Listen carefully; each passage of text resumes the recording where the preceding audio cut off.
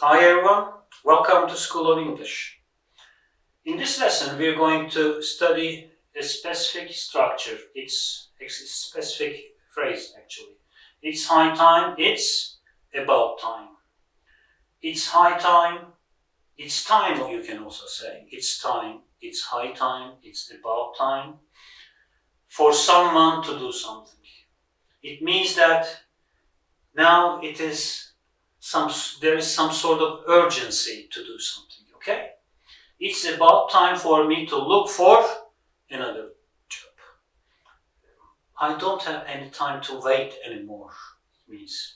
It's time to have a rest now, okay? It's time, it's high time, it's about time if they are followed by subject plus simple past tense. They may either be followed by to infinitive, you can use for someone, or you may not choose to use this. To infinitive in this case, it is followed by subject plus simple past tense.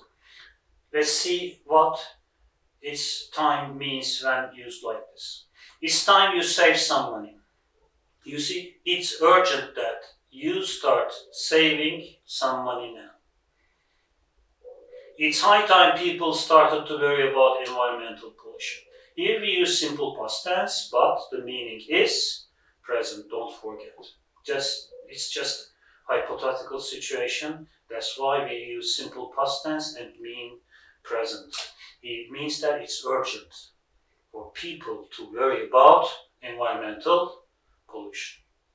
So all these three expressions, is time, is high time, is about time, indicate some sort of urgency, and they may either be followed by to infinitive, particularly if you're talking about a case about yourself, but you can also express it for someone else.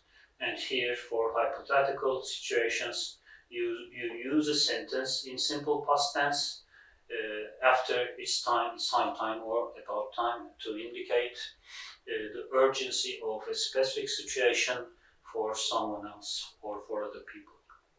Okay, that's all. Thanks for watching.